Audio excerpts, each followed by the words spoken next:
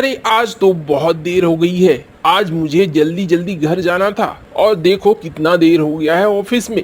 राहुल ने अपने दोस्त अंकित से कहा और फिर वो झट से ऑफिस से निकल आया। ऑफिस से निकलकर अपनी कार को लेकर वो आगे बढ़ने लगा, पर अचानक से मौसम खराब हो गया। बारिश होने लगी और चारों तरफ अंधेरा छा गया, साथ ही साथ बिजलियां भी कड़कने लगी।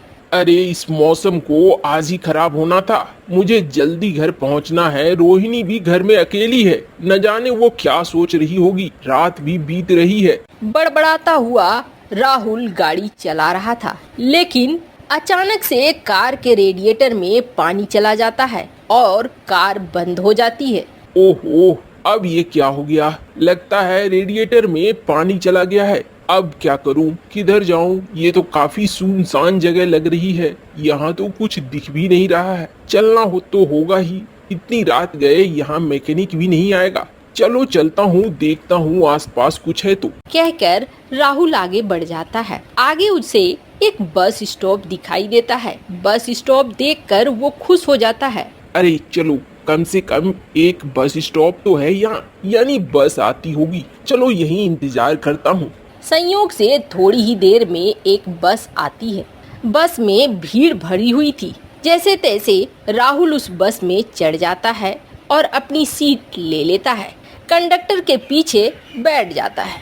धीरे धीरे बस आगे बढ़ती है। आगे बढ़ने के साथ साथ बस के अंदर राहुल को कुछ अजीब सा महसूस होने लगता है। राहुल को ऐसा लग रहा होता है जो लोग बैठे हैं वो लोग थोड़े अजीब हैं, पर फिर भी वो चुपचाप उस बस में बैठा रहता है। थोड़ी देर बाद वो बस एक पुल पर से गुजरने लगती है और जैसे ही पुल पर से गुजरने लगती है वैसे ही भयानक आवाजें सुनाई देने लगती हैं। राहुल डर कर कंडक्टर से पूछता है, भाई किधर लेके जा रहे हो? ये कौन सी जगह है?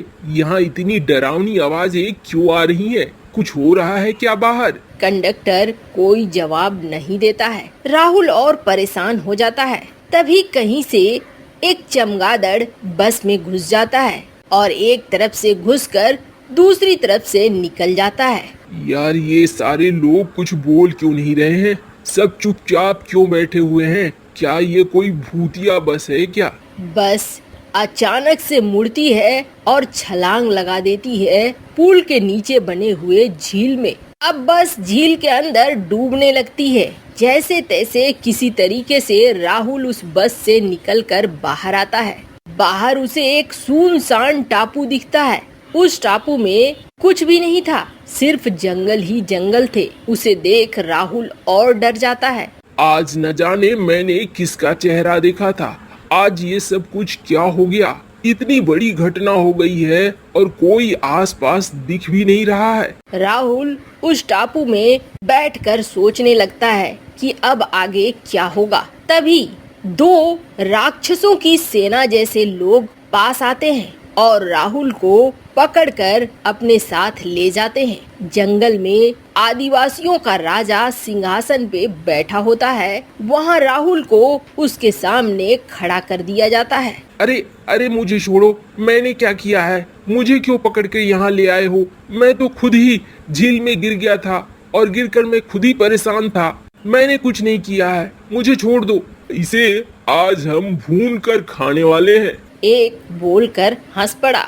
वहीं राजा ने कहा, इसे ले जाओ और जेल के अंदर बंद कर दो और उसके बाद हम इसे अपने देवता को बलि चढ़ाएंगे। बलि के बाद इसे खाने का सिलसिला शुरू होगा।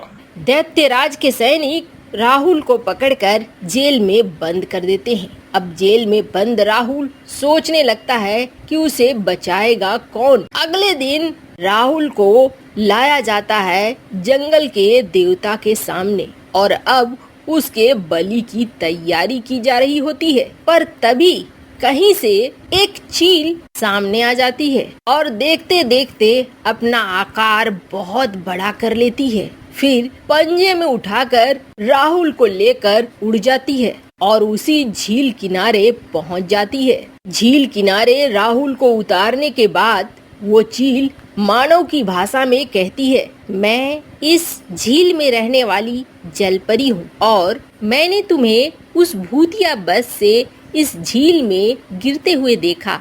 मुझे लगा कि मुझे तुम्हें बचाना चाहिए। तुम अचानक से दैत्यों के चंगुल में फंस गए, इसलिए मुझे आना पड़ा। धन्यवाद, लेकिन मुझे समझ में नहीं आया वो बस भूतिया क्यों है। जलपरी बोली, वो बस कभी सही सलामत थी और रोज इस पुल से पार किया करती थी, लेकिन एक बार कुछ बदमाश उस बस में घुस आए। उन्होंने हाथापाई करनी शुरू कर दी कंडक्टर से। टिकट को लेकर बहस चला और उन्होंने कंडक्टर को मार डाला।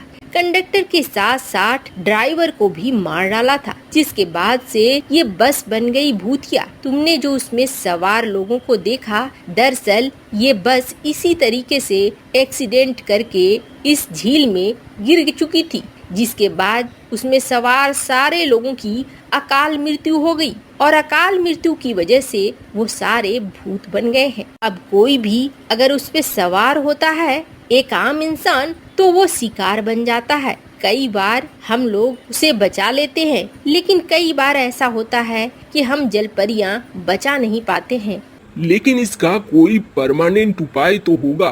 कैसे उस बस को भूतिया होने से बचाया जा सकता है? उस बस को भूतिया होने से बचाने के लिए पास के शमशान में जाकर एक हवन कराने की जरूरत है, उनकी आत्माओं की शांति के लिए, जो आज तक नहीं हुआ है। यही वजह है कि ये भूतिया बस हर रोज रात के 12 बजे चलती है और इसी तरीके से लोगों को अपना शिकार बनाती है। तुम जब वापस लौटोगे तो ये हवन कराकर एक शांति जरूर स्थापित कर देना। इतना कहकर जलपरी जादू करती है और उस जादू से राहुल अपने कार के अंदर होता है। वो भी कार बिल्कुल ठीक ठाक होती है। राहुल उस कार को चलाकर सीधे पास के शमशान में पहुंचता है, जहां जलपरी ने बताया था कि बाबा मिलेंगे। वहां वो बाबा से बात करता है और हवन करवाता है, जिससे आत्माओं की शुद्धि हो जाती है और अब वो बस चलनी बंद हो जाती है। वो बस भी गायब हो जाती है और जो भूत प्रेत वगैरह उसमें थे